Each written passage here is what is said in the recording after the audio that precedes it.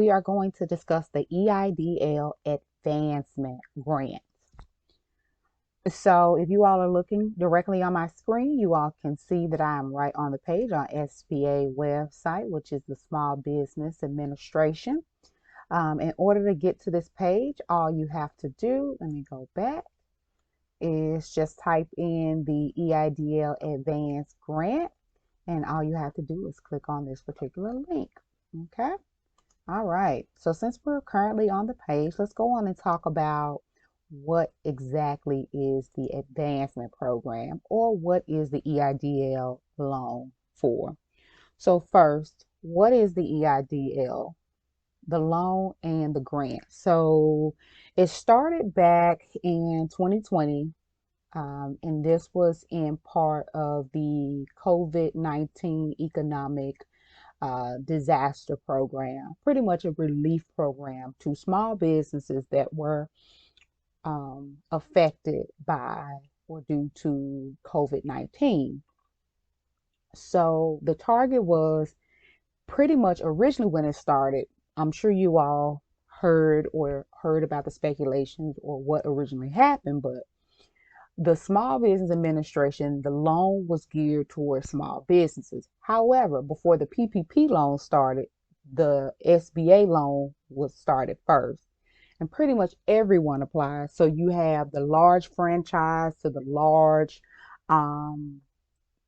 corporation. So you had like the McDonald's franchise, the big banks, you had JP Morgan, you had Chase, you had Wendy's, you had Kroger's, whatever company, organization, corporation, LLC, non-for-profit that was out there, they was applying for the loan.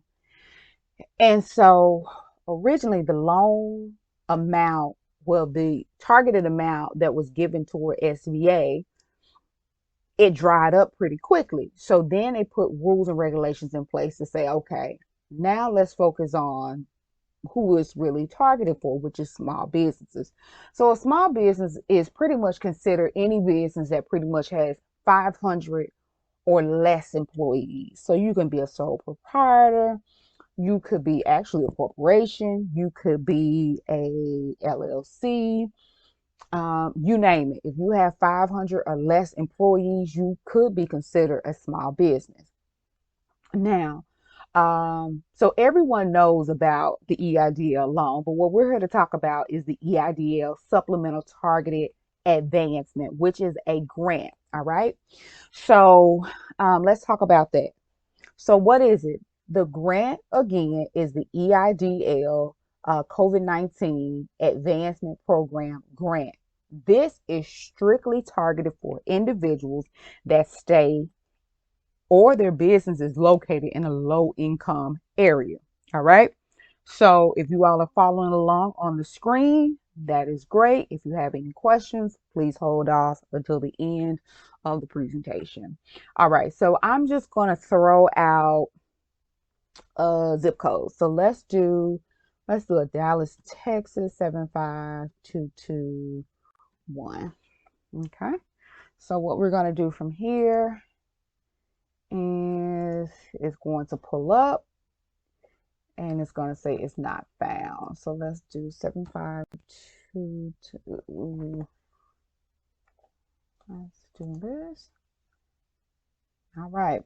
So as you can see, I use 75228, and this would be considered, you see where I'm putting the cursor, it's saying some areas of 75228 is considered low income, and other parts is considered just a regular area. So in order for you to find out exactly because of the area, let me kind of zoom in a little bit. Let's zoom in just a little bit more. So you see right up in here, some areas. So if you stay in the 7522 area, you could be bordering a low income area, or you could be right on the line of not being qualified for the EIDL advancement grant. Okay. So that's that as far as how to actually use the tool that's on the website. So what you want to do is you want to put in your zip code and it'll bring it up. Let's use another zip code that's out of the state of Dallas, Texas. Let's use something that's in Memphis, Tennessee. 38127. All right. So this is an area in Memphis, Tennessee. And as we can see, if we zoom in right up in here, oh, this is a good one. So yeah. So most of this particular area, this is a large area, but most of this area is considered low income. Okay. Most of it is considered low income. There's a small patch that is not considered the low income area, but majority of everything is. Now let's get back to this. And again, if you need to request a consultation, you're able to do that. The link will be in the description. If you need to request a step-by-step walkthrough of how to complete the EIDL grant. All right. So next, let's go on and talk about the amount of money that you can get. Okay. So you can get up to $15,000. Now, this is the tricky part. Okay. The $15,000 is based on a number of things. Okay. So let's go on and go down here. So this is just going to be I'm just going to talk you all through it. And then in the upcoming weeks, because we have a few clients that are actually going through the process right now of applying for the grant. Once those individuals are done, then we'll actually do like a deep dive. All right. So let's talk about who can qualify. So first and foremost, we've already discussed the who. You have to be in a low income area, right? Sometimes you can be bordering the line of a low income area, as we saw, and sometimes you can get denied, but you can request that they reopen up your case and do another evaluation so that you can see that you can get approved. Okay. So a low income area. The second thing is you have to show that you took a hit in the year 2020. The year 2020, if you're not aware, if you've forgotten, COVID-19 affected pretty much everyone within the United States of America, right? So everyone in the US, I think when March came, that's when we were officially, I'm not sure we officially shut down, but I think that's when every majority of the states started to kind of roll back and have guidelines in place on certain businesses, as far as like if you are a barber, if you are a hairstylist, you can operate under these certain guidelines. If you are a restaurant, you can operate under these certain guidelines. And I believe the following month, if I'm not mistaken, that's when a lot of states just completely shut down. So let's talk about this right here. So first, they're going to look at the month of March, right? So they're going to look at the months of March 2020 going forward, but they're going to compare your numbers from 2019. So keep in mind 2019. And again, this is just a talk through. Once our clients are once the clients that we have are completely done for this particular month, we'll do like a step by step, but this is just to talk you through the process. And again, if you need one-on-one assistance, please reach out. We'll be more than happy to assist you. All right. So they're going to look at your months for 2019 and compare them to 2020, because what they're trying to do is offset your loss. Okay. This is a grant. You do not have to pay the grant back by under no means necessary. Okay. So that's that. Now, remember I stated earlier that most businesses that have 500 or less employees are considered a small business. However, for this particular grant, not the loan, this is a grant that you do not have to pay back. So we can kind of consider this and look at this as free money, right? Under certain guidelines. This is free money. You have to have 300 or fewer employees, right? So most of everyone that is watching this or listening to me right now, you probably have less than 300 employees.